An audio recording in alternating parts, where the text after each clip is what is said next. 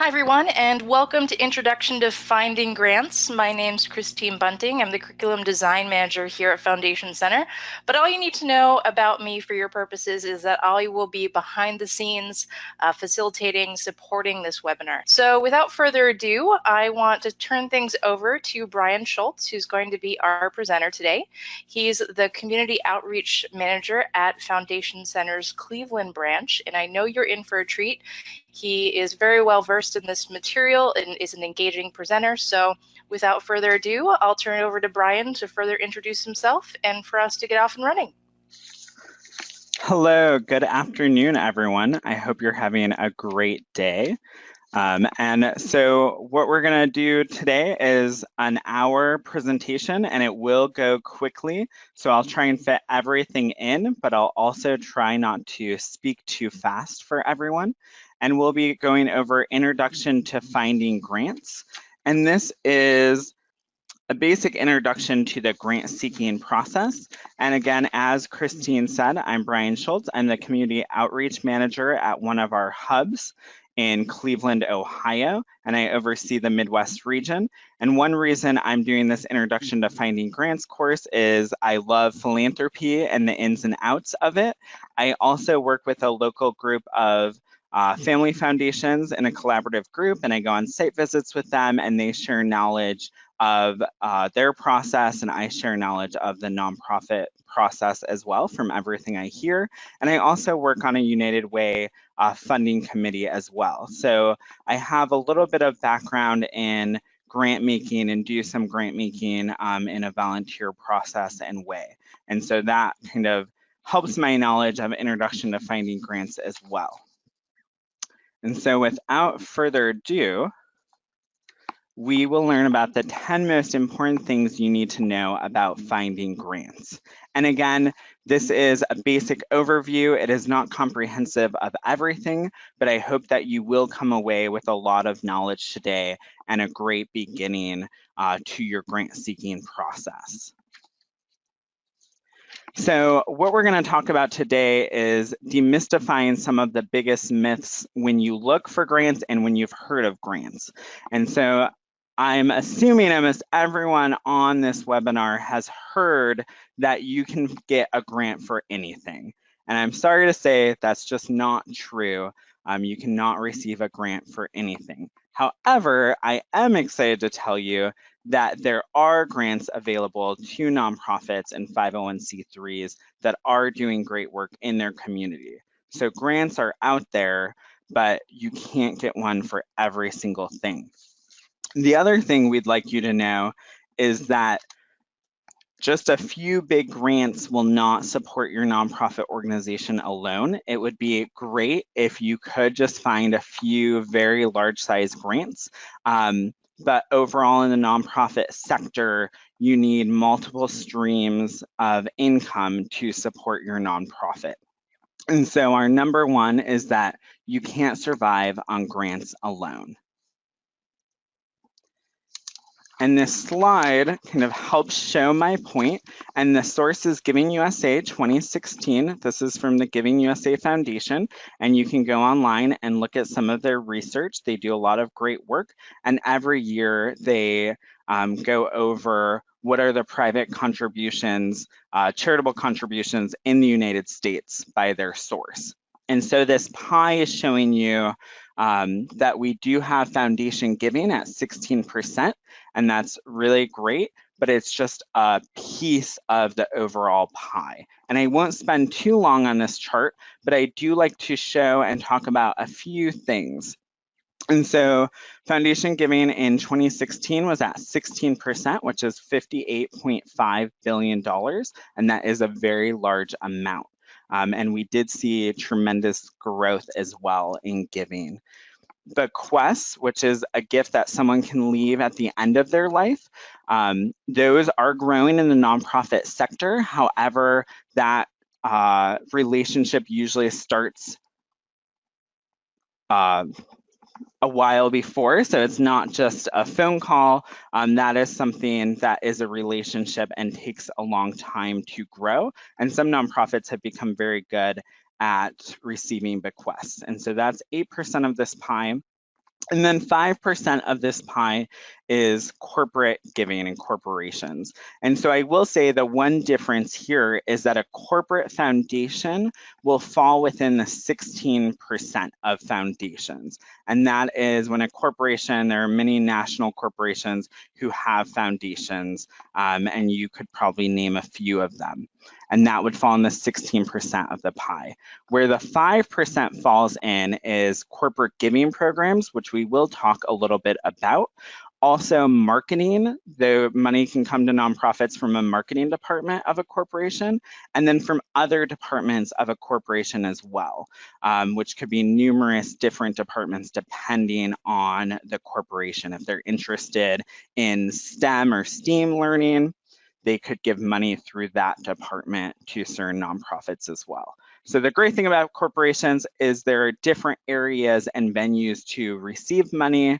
The one downside I would say is finding the right person and the email and making that request. But we do have a class on corporate giving if you're interested in that section. And then the biggest part of this pie, which you can see overwhelmingly, is individual giving. And we won't talk much about individual giving today because we're talking about foundation giving, but individual giving sits at 71% of the pie with $264.6 billion. So obviously it's a very large section, and having that income stream and knowing that individuals are out there and that they do give in the United States is something you want to take away and have knowledge in.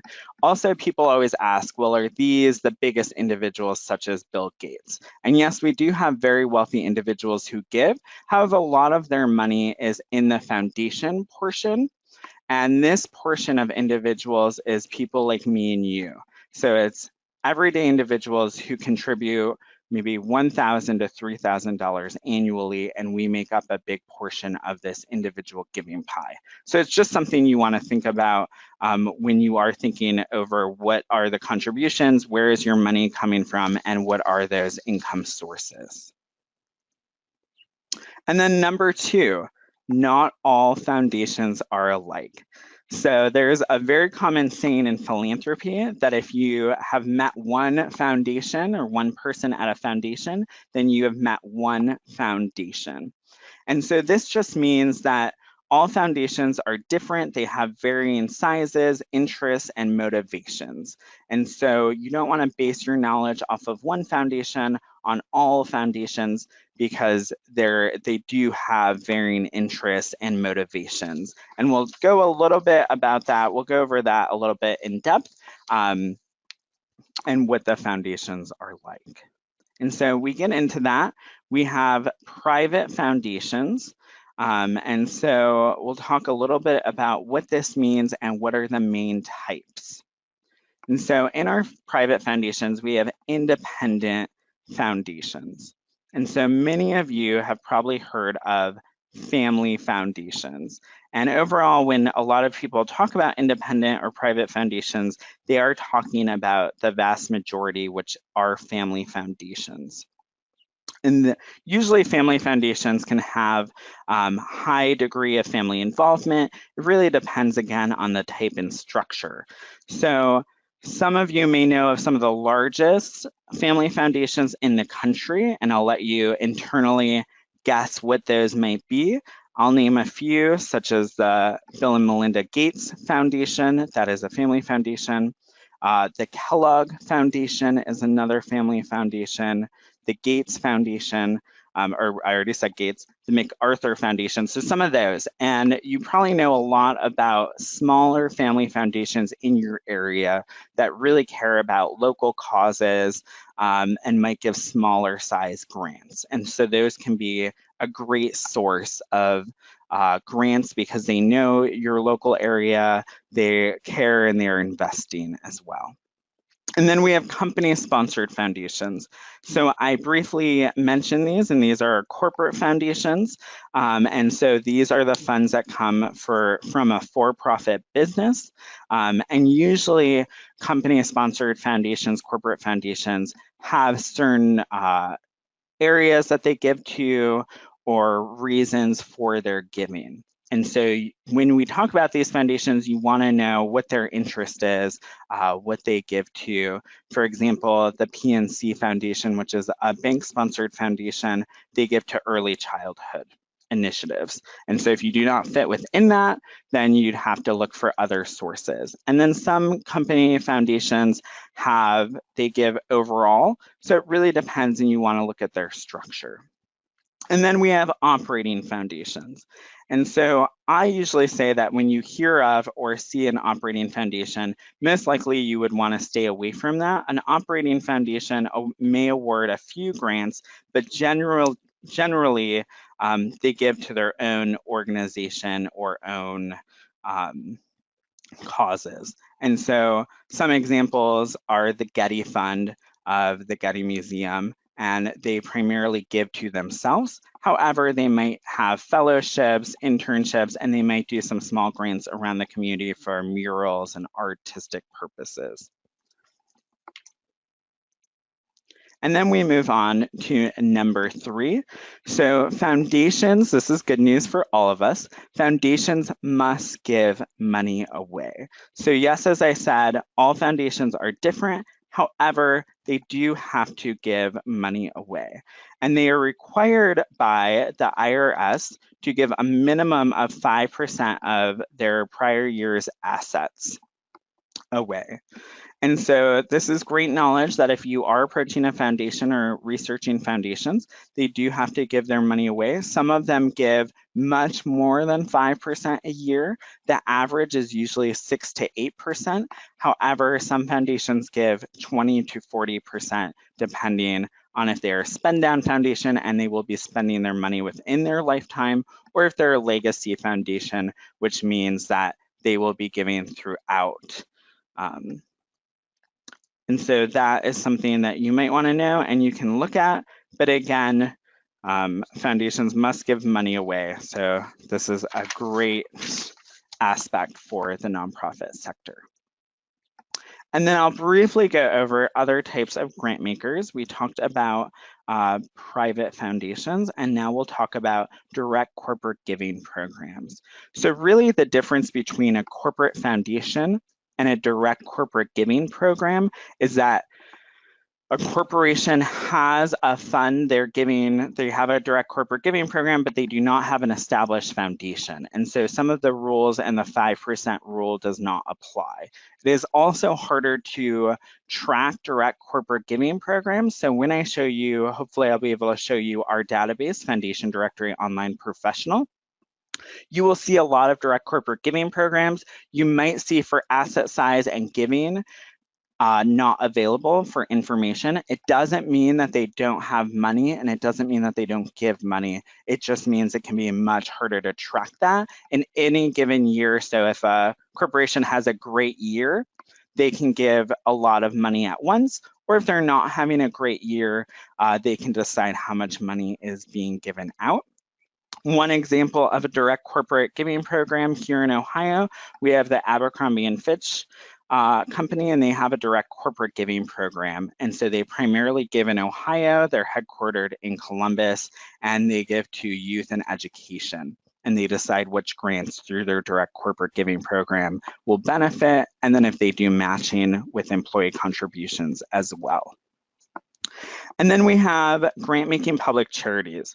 So many of you have probably heard of grant-making public charities in the form of community foundations. And so what are the public charities that make in your community? You can think of what your community foundation is, and your community foundation primarily gives in a specific community or region, or for a cause. So for example, here in Cleveland, we have the Cleveland Foundation, which is the world's oldest and one of the largest community foundations at $2.4 billion in giving.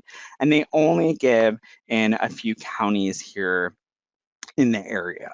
And so you can think of what community foundations you have and what they give to.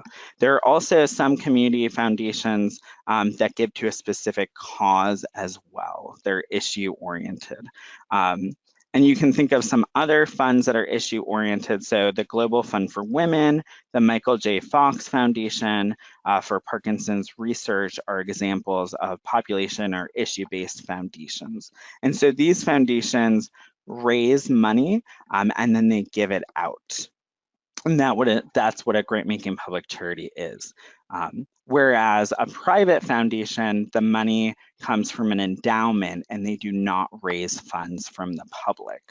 And so that is a difference. And so primarily, as I said, private foundations, family foundations, that money has come from personal wealth, however they made their money, and they have decided to give a portion of it to causes through their foundation. And so they will not fundraise. Whereas a grant-making public charity, you will hear about fundraising causes. Your community foundation might raise money through the community or through wealthy individuals as well. And so they're grant-making public charities that raise money and then give it out. And then what are the funder motivations for these foundations? I've talked about it a little bit, but I will go a little more in depth. And so private foundations primarily want to fulfill their philanthropic goals and interests while supporting a variety of issues through an objective process. And so when we talk about family foundations can vary again in size and scope. And so in one geographic area, they might only give to a few neighborhoods or to a city, or some family foundations that are very large might give throughout the United States, or they might only give in a few geographic locations. Maybe some of the family went to college somewhere and so they want to support that community, or they have a vacation home in another area and they want to give grant making where they also vacation. I don't think there are a lot of vacation homes people have in Cleveland, especially with our cold weather, but some of your areas might have family members who do vacation and support your local areas as well.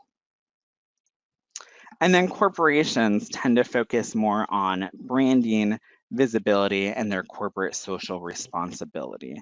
So usually with a corporation, again, it can fit their topic area, what they really care about. Patagonia has a corporate foundation and they tend to give to environmental causes and what they're interested in. The other thing you might want to think about is in-kinding, and some corporations produce many products, and so they can in-kind some of those gifts to you. For example, I'm thinking of Sherwin-Williams, which produces paint, and you can go online and fill out a simple form and see if you're trying to repaint your building or the inside of your nonprofit, they might be able to in-kind a large amount of paint to you. Other places, such as Chipotle, might be able to in-kind food to you or a lunchtime meal for one of your events. So think about it in that way as well. Corporations do tend to like in-kind gifts. And then again, we're talking about grant-making public charities. And so typically, if you have a community foundation, they want to make an impact on their region.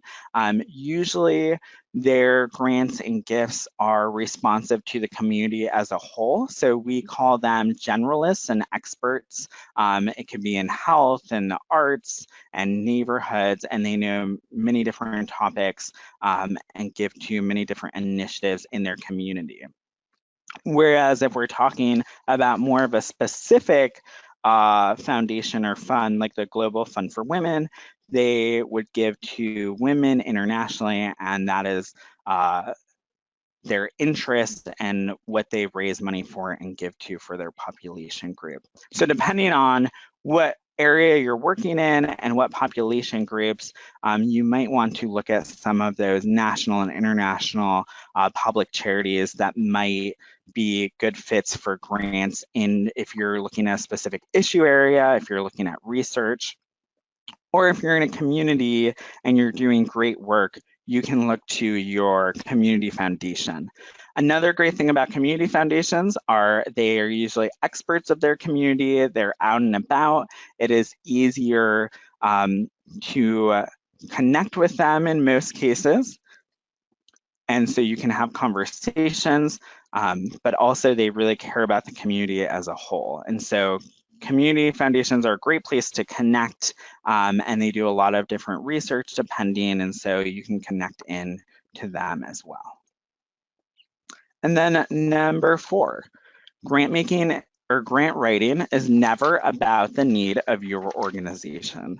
So when I'm out in the community, I see a lot of people fall into certain traps. And when you need money for your nonprofit, and we're all hopefully doing really great work and impactful work in the community, you talk about the need of your organization. So you need to keep the lights on.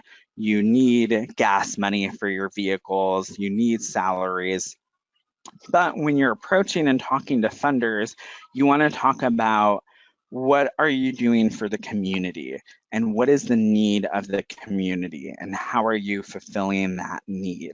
And so that's kind of where you want to have that information go. And maybe I always say that a 30-second spiel on what are the needs of the community and how are you helping to fulfill those needs? Those really resonate with people, not only funders, but when you really just focus on what is the need of your organization, we need the lights and we need printing materials and we need funds for this and that, it doesn't resonate with people as much. So when you do grant writing, when you have conversations, you really want to focus on the need of the community. How are you helping that need?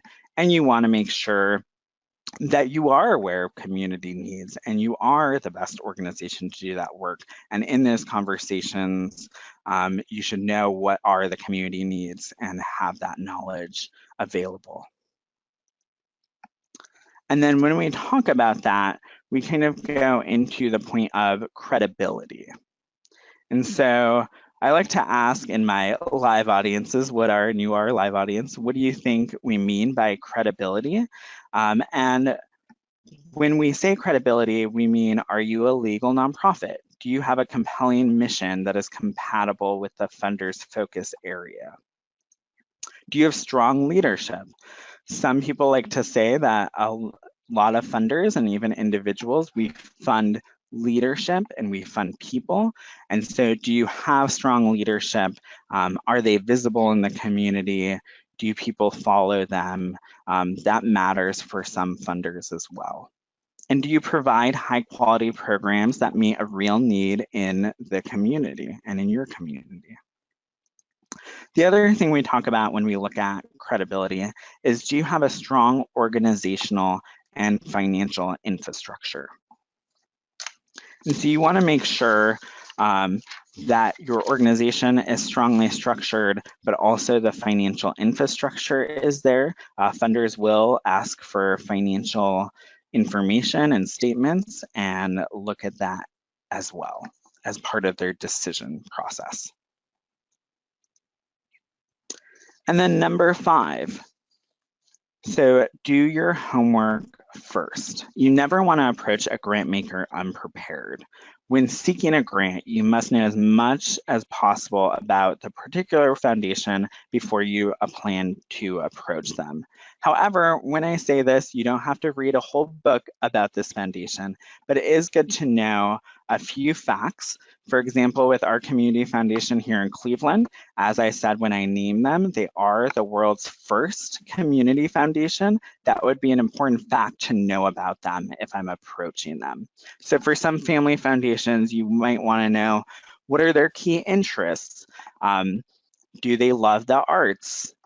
Where did their money come from, if that matters, in their background and bio? And I will show you on Foundation Directory Online Professional where you can find some of this information and what is listed to see what might resonate with them. The other thing when we talk about doing your homework is that you want to know, do they fund your geographic location?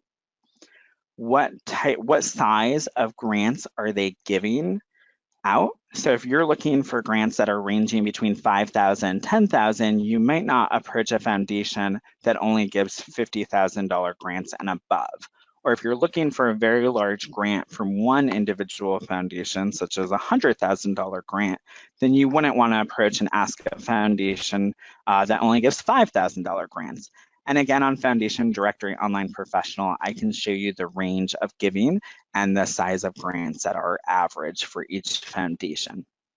So that information is great to know. And what are the interests of that foundation? Do you fit within their scope of giving? And I hear a lot from funders that one of the biggest reasons a proposal is rejected is because the nonprofit did not do the correct research and they don't give to that topic, or they don't give in that geographic region. And so you want to make sure you're doing that research because you don't want to waste your time either. Writing a proposal can be time consuming and you want to make sure that that's all done. Now, as I say that, I know everyone is very busy, so thank you for taking time out in this webinar to listen to this, but also spending time to do research and doing that homework can be daunting for some people. But I really think that it does pay off if you spend the time to do some of that research, find out the information, and then approach the right foundations. And so numerous studies have been done where, say, if you send out 100 cold proposals where you know nothing about the foundations, they don't know you, you don't know their names, things like that, or who you're addressing. Some people like to do that because they think they might get 1 or 2 grants, but you've just spent time and mailing and 100 proposals are going online. Whereas if you targeted 8 to 10 foundations and did some of that background research, you knew they were good fits and you applied to them, the likelihood and chance of getting funding is much higher and creating a relationship. So when we talk about finding funding and doing that research, you also want to find foundations that you can create that relationship with and that it's lasting.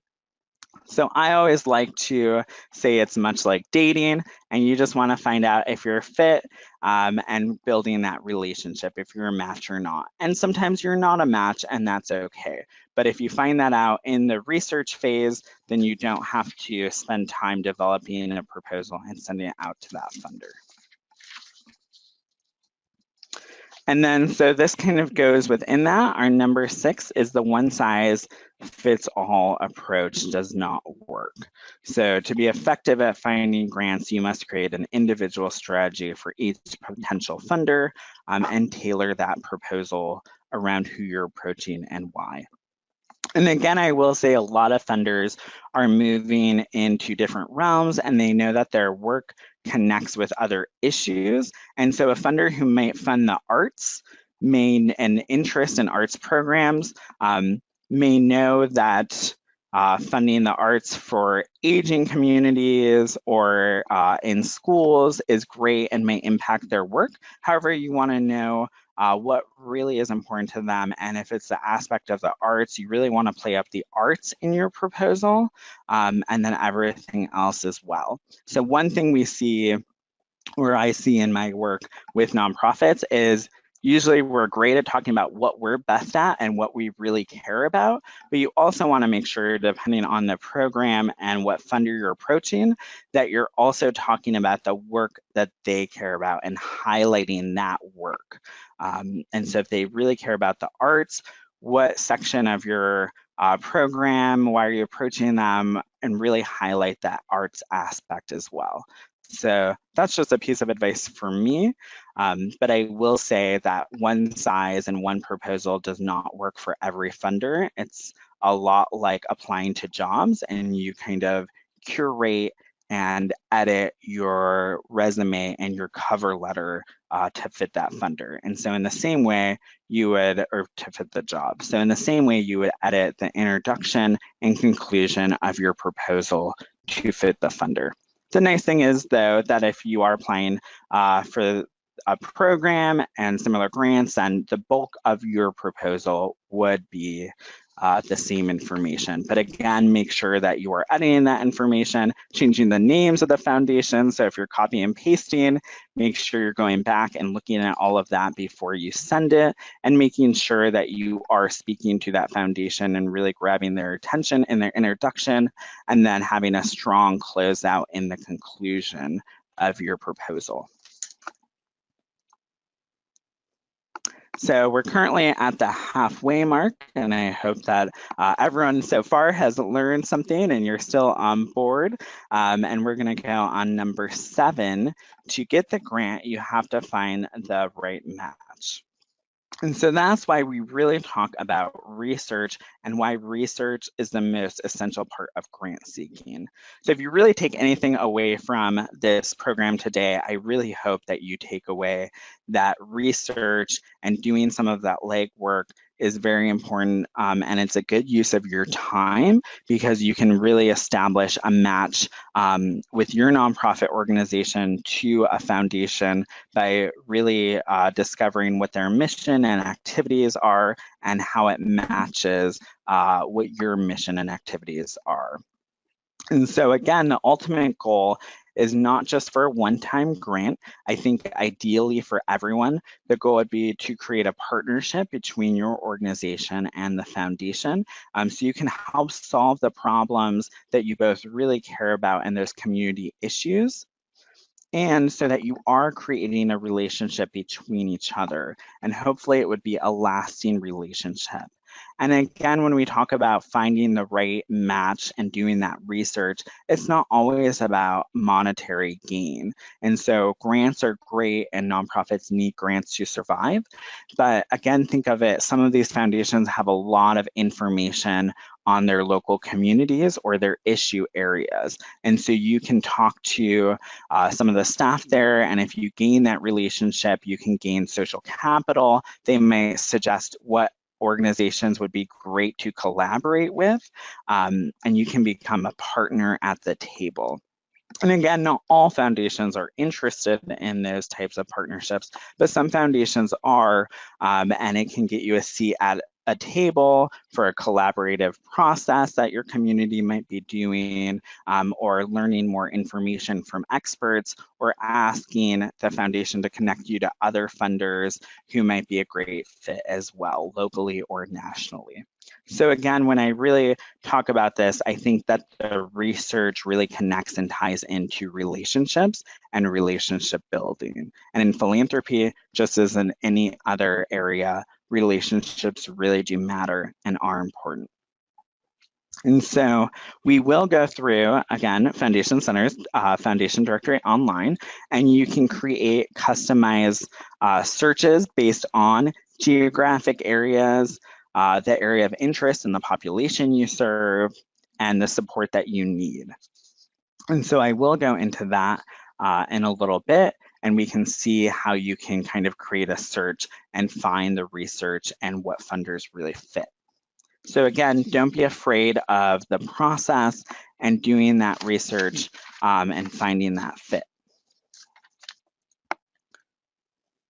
And so we're asking the questions of who funds in your region, the support you need, and the area of interest. And now we'll go on to number 8. So asking for the right amount of money. So again, I'm gonna hammer away at the word research and how we should all be doing our research. You wanna find out, has the foundation, the grant maker that you're looking at, have they funded organizations like yours? And you can search and find what grants they've given.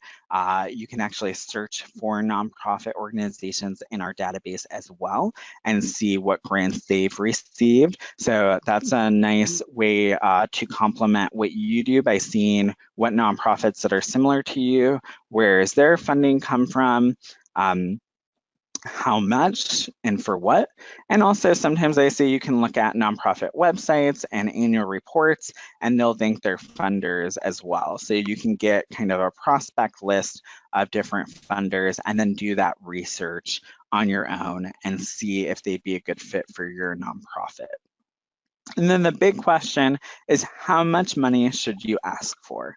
And again, I think the dream would be that we could get a few big grants, and that would be the end of our search and work, and we'd have our big grants for a nonprofit. And some organizations can receive very big grants and do receive them. But for the majority of nonprofit organizations, you need numerous amounts of grants, and they can range anywhere from $500 to $20,000 to $50,000. And so that range matters in what you should ask for. And just because a foundation may give million-dollar grants, and some foundations do, and one just gave a $100 million grant recently, it does not mean that because they give a $1 million grant that you'll be able to receive a $1 million grant. And so you want to look at what is your relationship with that funder? Is it a first time ask? Have you been asking them for years? Are you a partner with them? How much money do they generally tend to give? Are their grants $5,000 to $10,000? Do they like to give bigger size grants? What are they giving that money for? And so you want to do that research, and you can look on our database comparing several years worth of grant lists as well. But we have a great feature now that tells you what their average amount of grant that they give is. Again, it is an average, so you really want to look, and if you are doing a great program and it looks like they give in a certain range of $50,000 and that's the grant you're going after, then obviously you would do that work. But if it looks like $5,000 is a great range for your organization, that foundation, you just want to make sure that you're asking for the right amount. Another question that I get a lot is, sometimes you can ask the funder, what is the amount and what is that right amount, especially with community foundations. And so you can give them a little example or tell them what your program looks like, and then ask them the question, how much funding do you think is appropriate for that, or what is the right amount to ask for? The biggest thing, if you are able to ask and you are able to get that question out, then ask for the amount that they tell you. If they tell you $20,000, don't ask for $50,000 because it's appearing that you did not listen to them. So again, if you're asking these questions or doing this research, make sure that you're following those guidelines as well. And so number 9, you don't need to know someone to get a grant, but it can help you get your foot in the door. And again, as I said, relationship building is very important. And so when we talk about this, and when I show you how you can do some of this research, you could find out who works at the foundation or who the trustees are, and I can show you how to do that in Foundation Directory online. And then you could give that list of board members of that foundation or trustees and staff members to your nonprofit board or to your staff and ask if anyone knows someone at that foundation. Again, sometimes we could name a foundation and your staff might be like, I don't know anyone who works there. But if you can give people a concrete list of names, sometimes the name might resonate and they might not even know that that person is on the board of that foundation or works at that foundation, and they might know them in some context, like, oh, we play golf together, or our kids go to school together and I know them and whatnot. And so if you do have that relationship and someone has that knowledge, especially a board member, it's great to outreach to that person via phone call, via an email, and just be short and concise and say, if you're a board member, I'm a board member on this great nonprofit organization. This is why. We've done some research, and we will be approaching you within the next few weeks to apply for a grant, and we think this is why you're a great fit for us. And I just wanted you to know that we will be approaching you for a grant or submitting a proposal.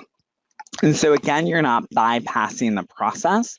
Foundations are transparent, so you want to go through the process of submitting and applying the way that their process is laid out, if that's online, or you can see how that process is. But it's great to be able to make that outreach to someone who is at the foundation if you have that relationship, and just say that you will be applying and see what they say as well. And again, it doesn't mean that you'll automatically get the grant, but it means that you've connected, and sometimes in a proposal, even if you've talked to someone at the foundation, you can list their name and kind of make that connection more clear as well. So number 10, the proposal is typically not the first thing a foundation wants. And so when we go through Foundation Directory online, you'll find out what might be some of the things that a foundation wants before. And that could be a letter of inquiry, which you may also commonly hear an LOI. Some people call it a letter of intent as the initial approach. And so usually a letter of inquiry or a letter of intent is they all mean the same thing, and they're usually 2 pages or sometimes 1 page, and they're mini versions of your proposal. So some foundations will require a letter of inquiry first, and then they will let you know if they want you to submit a full proposal. Now, in my personal opinion, I love letters of inquiry because usually they're easier to create, they take less time, and then you can see if it's a potential fit right away with that funder, and you're not making a full-blown proposal, and you're seeing if there's interest. And usually if there is interest, it gives you a greater chance of getting a grant as well. And so we'll see that in Foundation Directory, it will say how they want to be approached. Do they want a full proposal? Do they want an LOI first? And how do they want to be approached? The other thing that we do like to say is that to try and make a phone call, unless they specifically state no phone calls, please. And some foundations do state that they do not want phone calls, or they'd like you to submit that LOI first. And some foundations, you won't even find their cell phone listed or their phones listed. Some foundations have PO boxes, so it really does depend on the foundation and the nature. But if you are making a phone call, try and keep it brief and concise, to the point. Don't get too nervous. You can test it out beforehand and practice a few times, but you also want to sound authentic and genuine. Usually you would just state your name, your organization, why you're calling, that you're looking to apply for a grant, why you think it's a fit, and what the geographic, it can be, what is the connection? So is it via geographics? Or do they fund in your area? Do they fund the similar cause that you are working in? So just make sure that's where some of the research really comes into play, and having that brief phone call and seeing if there's any interest. And they might say, we love that idea, please apply, or please send an LOI. They might pass you on to someone at the foundation who might be able to tell you a little bit more about the process. But I do say that if there is a phone number and they don't specifically say no phone calls, please, that it can be a great way to touch base with that foundation and make an impression. Again, you do not want to have the phone call go on for 10 minutes unless they want it to and they're keeping the conversation going, but really just be brief and concise and know what the purpose of the phone call is for you. Because again, everyone is very busy, and so if you can keep it brief, concise, and get the knowledge that you want out of the phone call, that can be great. But always be well prepared and respect a funder's time. And so that takes us through our top 10, and we will briefly go over the key takeaways, but the webinar is not done. I am going to take you through Foundation Directory Online Professional to show you how you can do a lot of the research that I talked about. And so some of our key takeaways for this webinar on Introduction to Finding Grants is, can you prove that you are a credible nonprofit? Do you have your legal status? Do you have a great leadership team? Do you have a board in place? All of those things that make you credible. And then finding the right fit. What is the match? And what does that look like? And again, you want to focus on the funder's motivations and interests. Show why the program you're doing or the work you're doing is a great fit, and what is the impact in the community, and why should they be interested? Because it is competitive to receive a grant, and so you want to make sure that you have that connection and you can show that motivation. And then you always want to be prepared, know who you're approaching and why. And again, it's to a point. You're not always going to know every single person that may work at the foundation. But when you make a phone call, you want to know what the reason of your phone call is, have the knowledge with you in case they ask a question about the program, and make sure that you have that available for yourself. Thank you, Brian. I really appreciate it. And I know, Brian, you can't, since you're presenting, you can't see all the questions that came in, but we got a lot of questions and great feedback. So I know everyone's going to be thinking through how you can write those LOIs, reach out to funders, and do some research on Foundation Directory online. And I did have one question, Brian, that came in that I thought you might be able to speak to. Catherine asked, do you have to pay a fee to apply for grant money? So that is a great question. And with foundations, you do not have to pay a fee to apply for grant money. And so you would reach out to that foundation, look at their website or look at our database, see how you would apply, and then you would send in your information. And so if something is asking you, and there are numerous websites, and you really do want to be careful in grant websites that will tell you if you pay $100, you'll be able to get whatever amount of money in grants and things like that. And so you want to make sure that these are actual reputable sources and that foundations do not charge you money to apply for that grant.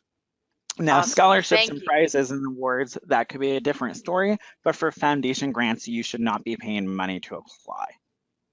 Okay, great. Thank you. I thought that was a question worth answering to the group. So I want to wrap things up here by thanking everyone for attending today, and know that we do have some additional offerings. So those of you, as you're writing your proposals, you may attend our free Intro to Proposal Writing course, and you may also be interested in our proposal writing online course that we offer, as well as I know there were a number of questions about creating those meaningful relationships with funders, and we have a whole course on that as well. So I did just want to provide those links to you as well and highlight those. Thank you, everyone, and a big thank you to Brian. Thank you for your expertise for this hour and for sharing it with over 100 people.